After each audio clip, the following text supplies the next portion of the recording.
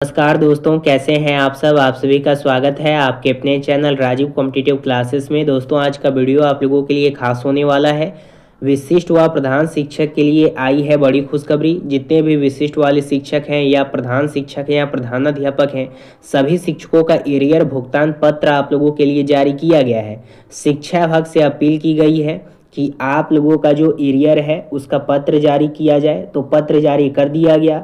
शिक्षा विभाग से आई बड़ी खुशखबरी, शनिवार को हाफ डे किया जाए। अब देखिए, शनिवार को अब आप लोगों का हाफ डे किया जाएगा, क्योंकि बहुत सारे शिक्षक जो थे लगातार प्रयास कर रहे थे कि हाफ डे किया जाए स्कूलों में।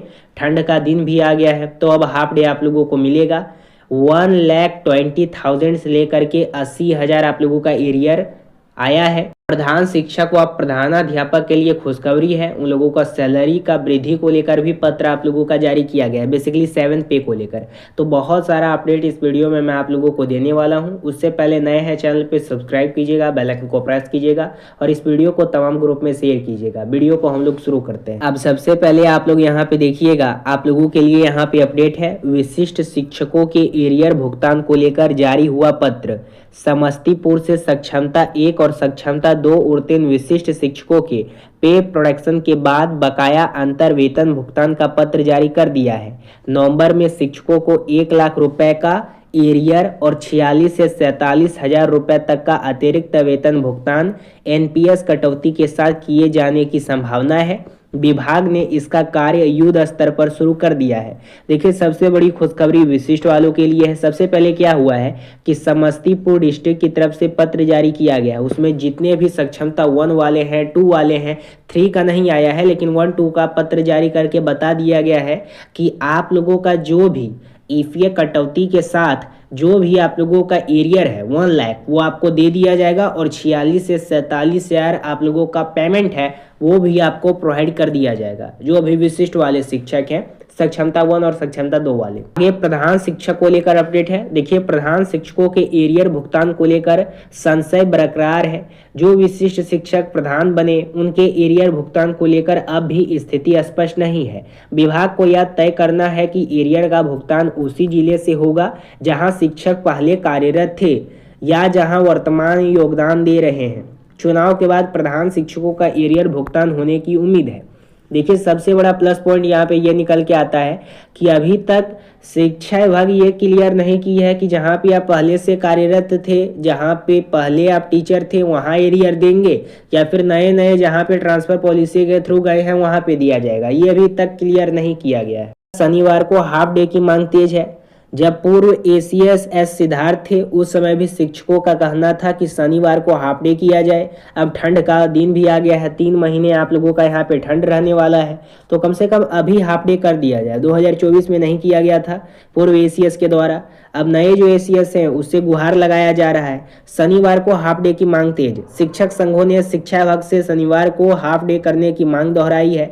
पूर्व एसीएस एस सिद्धार्थ के कार्यकाल में शिक्षकों को उम्मीद थी कि यह मांग पूरी होगी।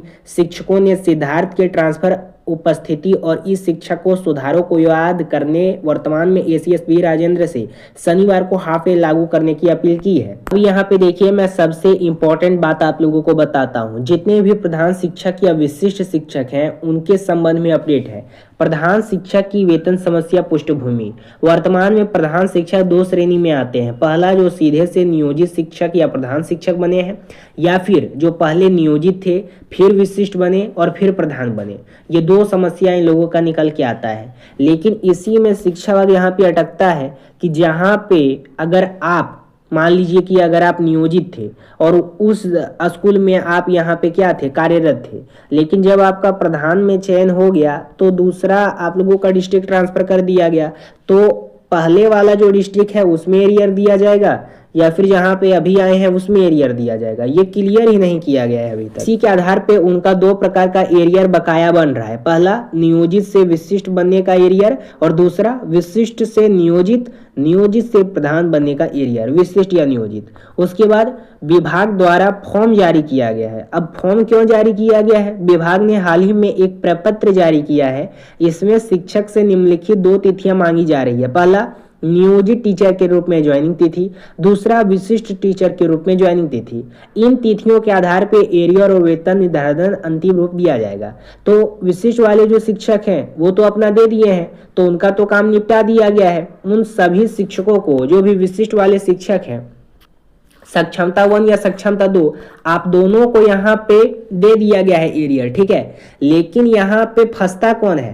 फंसता है प्रधान, क्योंकि प्रधान का ये संशय बना हुआ है, क्योंकि बहुत सारे प्रधान शिक्षक नियोजित से डायरेक्ट प्रधान बने हैं, या फिर बहुत सारे शिक्षक पहले नियोजित थे, फिर विशिष्ट बने, फिर प्रधान बने। तो इसी में आप लोगों का समस्या आती है और उम्मीद जताई जा रही है कि अब चुनाव के बाद यानी 14 नवंबर के बाद आप लोगों का एरियर दिया जाएगा। एसीएस मुख्य सचिव के निर्देश दिया गया है। अब इनके द्वारा क्या कहा गया है? हाल की बैठक में मुख्य सचिव सीएस ने स्पष्ट निर्देश दिए हैं कि इस महीने के भीतर सभी शिक्षकों का वेतन निर्धारण पूरा किया जाए। पूरे राज्य में वेतन निर्धारण की प्रक्रिया तेज है, देख लीजिएगा इसको। विशिष्ट शिक्षक के वेतन भुगतान की तिथि भी आप लोगों का दिया गया है, इसको भी पढ़ लीजिए। 2025 को लिखा गया लेटर है।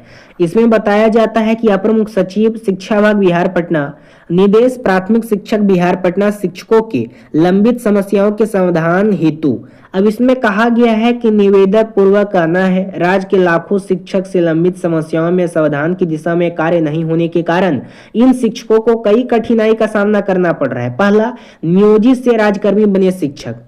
अब सबसे बड़ी बात देखिएगा, ये सभी शिक्षक के लिए इंपॉर्टेंट है। पहला समस्या है कि नियोजित से राज्यकर्मी बने शिक्षक को सेवा निरंतरता का लाभ देते हुए समचित इंडेक्स में 7वें वेतन के अनुरूप वेतन का निर्धारण किया जाए। नियोजित से राज्यकर्मी बने। अब अगर आप नियोजित से राज्यकर्मी बने हैं, यानी नियोजित से अगर विशिष्ट बने तो राज्यकर्मी का दर्जा तो दे दिया गया आप लोगों को, तो कम से कम 7 पे कमीशन का लाभ तो दे देना चाहिए, क्योंकि हम नियोजित से राज्यकर्मी बने हैं। अगर प्रधान बने हैं, विशिष्ट बने हैं, तो दे देना चाहिए। ये सबसे बड़ी बात है, क्योंकि सरकार के द्वारा कहा गया था कि राज्यकर्मी का दर्जा जब मिलेगा तो पे प्रोटेक्शन के साथ आप लोगों का राज्यकर्मी का दर्जा के साथ पे कमीशन का लाभ दे देंगे। दूसरा आप लोगों का है स्नातक ग्रेड शिक्षक का मूल वेतन माध्यमिक शिक्षकों के समान 31,000 निर्धारित किया जाए। अंत में सादर अनुरोध किया जाता है कि ये सभी किया जाए। ये स्नातक ग्रेड के शिक्षक हैं, इनका ये सभी मांग है कि ये सभी मांग किया जाए। देखिए सबसे बड़ी प्लस पॉइंट इसमें क्या निकल के आती है, सबसे बड़ी मांग शिक्षकों की क्या है कि हमें सिर्फ और सिर्फ 7 पे कमीशन का लाभ दे दीजिए। 7 पे कमीशन का लाभ अगर मिल जाएगा तभी हम लोगों का अच्छे रूप से घर गृहस्थी चल पाएगा, ठीक है। क्योंकि अभी जो मूल वेतन मिल रहा है उससे शिक्षकों को संतोष नहीं है, क्योंकि पहले ही सरकार के द्वारा कहा गया था कि जब तक राज्यकर्मी का दर्जा नहीं मिलेगा तब तक पे कमीशन का लाभ नहीं देंगे। अब जब राज्यकर्मी का दर्जा मिल गया है तो पे कमीशन का लाभ तो देना ही होगा। आज ना दे, कल ना दे, परसों ना दे, लेकिन चुनाव के बाद तो देना ही होगा, क्योंकि 8 पे कमीशन 1/1/2026 से लागू हो रहा है। बाकी इस पे आपकी क्या राय है कमेंट के माध्यम से बताइएगा। चैनल पर नया, चैनल को सब्सक्राइब कीजिएगा, बेल आइकन को प्रेस कीजिएगा। फिर मिलेंगे कोई अगले अपडेट के